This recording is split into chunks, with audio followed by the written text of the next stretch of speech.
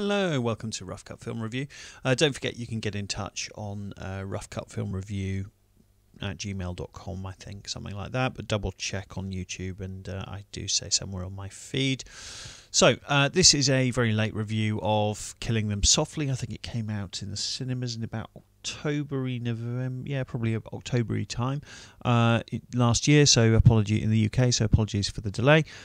It was written and directed by Andrew Dominik, who's a New Zealander who also made The Assassination of Jesse James, though actually this is adapted from a novel by George Higgins, so it's worth mentioning that it's not an original work, and to an extent it's not written and directed by Andrew Dominik, it's adapted and directed. But there we go. So big cast here. So we've got Brad Pitt, Ray Liotta, James Gandolfini, from The Sopranos.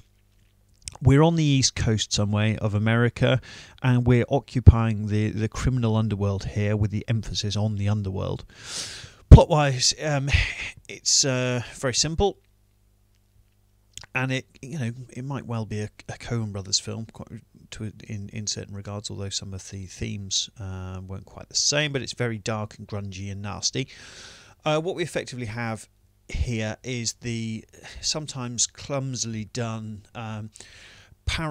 parallels between the collapse of the US economy, all that stuff, and the upcoming elections, and a very dark look at American values and the criminal underworld. And we see in there, played through the film, we see lots of political sound bites and that sort of thing.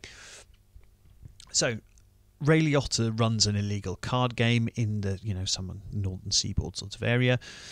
It's previously been knocked over, robbed. I think that makes sense, doesn't it?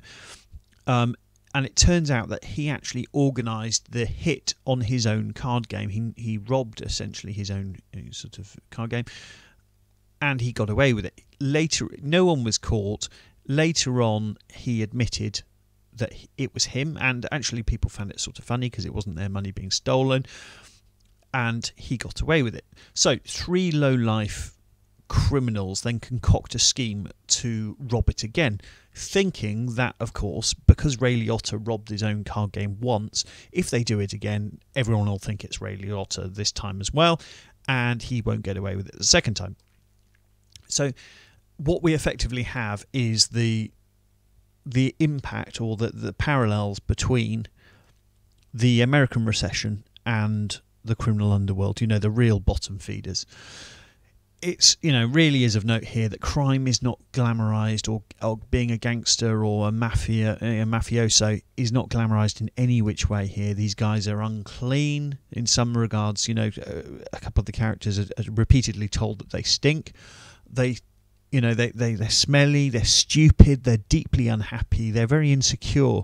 And there's a great scene with James Gandolfini where he's talking about a prostitute, and the insecurity about his sexuality and his sort of masculinity really goes a long way to showing how almost all of these men are pathetic specimens, really, quite frankly. So stepping into this world is Brad Pitt's character, he's sort of a shrewd and capable, I don't know, would you call him an enforcer or a fixer? But basically, there's a mess, and he's the man that they send in to sort it out. He doesn't like to get close to his targets because effectively he's obviously going to be killing the people who he finds to be responsible. He's a real one-man, he covers everything. So he doesn't like them to beg. He finds it a bit pathetic, but he likes to kill people from distance, hence Killing Them Softly, and the title of the film. So it is, effectively, it's a simple film about stupid, greedy people who think they're going to get away with it, but you can tell early on that they're absolutely not. And actually, it very much focuses on the men themselves, and we get a little glimpse as to, for example, when James Gandolfini's characters, he's previously been in prison. We get a sense of the suffering that then imposes on his wife. But generally, this film it's a film about men, and the women are really there to show how pathetic they are in some ways.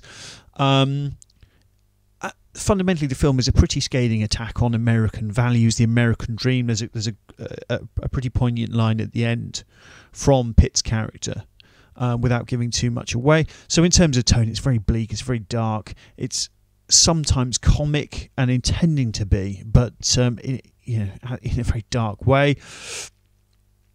It's not dissimilar from Killer Joe, although I think Killer Joe is the finer piece of work.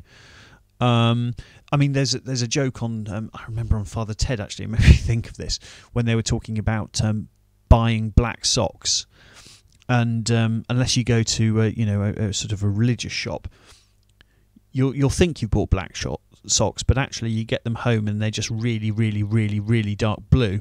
But at a glance, you think you're buying black socks. So I think that sums this film up, actually, is it's not quite as dark as it thinks it is. And when you put it next to something like Killer Joe, it is just a really, really, really, really dark blue.